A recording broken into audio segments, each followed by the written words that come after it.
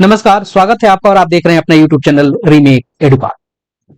बिहार सरकार शिक्षा विभाग ने 15 अगस्त 2026 यानी 80वें स्वतंत्रता दिवस को विद्यालयों में झंडोत्तोलन कार्यक्रम के लिए दिशा निर्देश जारी किए हैं। और दिशा निर्देश में झंडोत्तोलन किसके द्वारा किया जाएगा, क्योंकि विद्यालय में प्रधानाध्यापक भी हैं, प्रधानाध्यापक भी हैं, शिक्षा समिति, प्रबंधन समिति भी चलती है, तो किसके द्वारा झंडोत्तोलन किया जाएगा, इसके लिए स्पष्ट गाइडलाइन आ गई है। क्या यदि शिक्षा समिति अध्यक्ष के पति आते हैं, प्रबंधन समिति के अध्यक्ष के पति आते हैं, या उनकी पत्नी आती है, यानी उनके प्रतिनिधि आते हैं, तो क्या उनसे झंडा फहराया जाएगा, यानी झंडोत्तोलन उनसे कराया जाएगा। ध्यान रहे, झंडा फहराना और झंडोत्तोलन में अंतर है। अब की बार 15 अगस्त को झंडोत्तोलन किया जाता है। खैर, ये अलग विषय है, आगे चलते हैं। क्रमवार बताया गया है कि झंडोत्तोलन में कौन सा कार्यक्रम पहले किया जाना है, झंडोत्तोलन के कौन सा कार्यक्रम झंडोत्तोलन के बाद किया जाएगा, कितनी बार राष्ट्रगान गाने हैं, कितनी बार राष्ट्रीय गीत गाने हैं, इन सब के लिए पूरी गाइडलाइन सरकार ने जारी कर दिया है। तो इस वीडियो के माध्यम से हम जानेंगे कि कौन सा कार्य क्रमवार होना है और कौन सा कार्य आपको किसके द्वारा किया जाना है। तो चलिए वीडियो को शुरू करते हैं। और वीडियो को शुरू करने से पहले आपसे आग्रह करेंगे, पहली बार चैनल पे है तो चैनल को सब्सक्राइब कीजिए, कंटेंट पसंद आता है तो लाइक शेयर जरूर करें। आपके सामने स्क्रीन पे एक पत्र है और इसका है पत्रांक नंबर 1648। यह बिहार सरकार शिक्षा विभाग के निदेशक प्रशासन के द्वारा सभी जिला शिक्षा पदाधिकारी, सभी जिला कार्यक्रम पदाधिकारी, सभी प्रखंड शिक्षा पदाधिकारी को 13/8/2026 को विषय 15 अगस्त 2026 को 80वें स्वतंत्रता दिवस के अवसर पर राज्य के सभी सरकारी विद्यालयों में झंडोत्तोलन के संबंध में दिशा निर्देश विषय से आपको एक निर्देश जारी किया गया है। अब निर्देश में आखिर क्या है जिसके बारे में मैं जिक्र कर रहा हूं और वीडियो में बताने जा रहा हूं।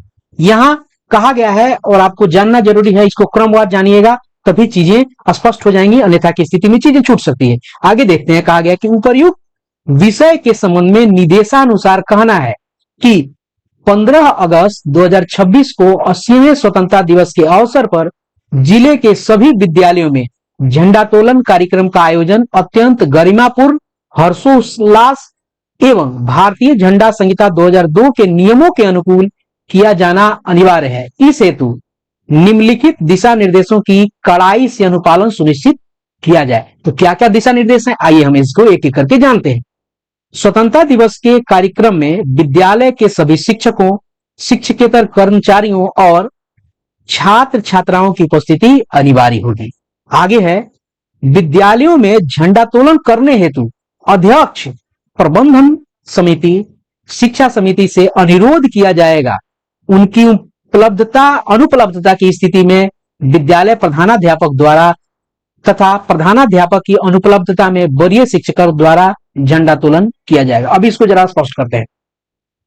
आपको विद्यालय में यदि प्रधानाध्यापक है तो विद्यालय में सबसे पहले जो अधिकारी है झंडोत्तोलन के लिए वो है प्रबंधन समिति या शिक्षा समिति के अध्यक्ष।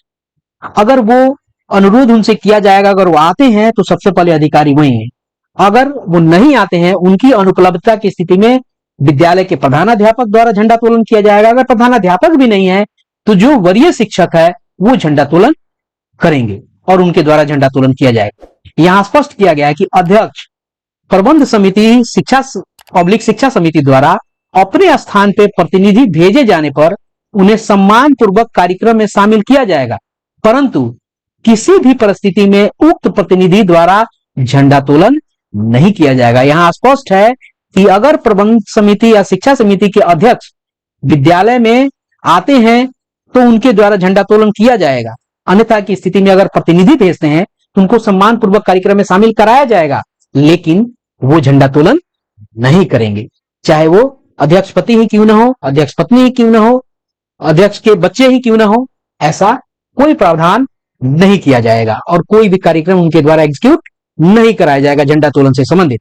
आगे कहा गया है, विद्यालय प्रधान द्वारा विद्यालय प्रबंध समिति, विद्यालय शिक्षा समिति के सभी सदस्यों को कार्यक्रम में शामिल होने हेतु आमंत्रित किया जाएगा।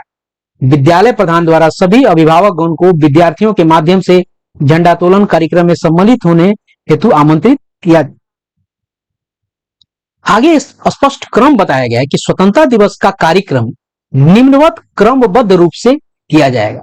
सबसे पहले आपको किया जाएगा राष्ट्रगीत का गायन, उसके बाद किया जाएगा झंडा तोलन, उसके बाद आपको होगा राष्ट्रगान का गायन। यहां स्पष्ट हो गया कि झंडा तोलन से पहले राष्ट्रगीत का गायन कराया जाना है, उसके बाद झंडा तोलन होगा।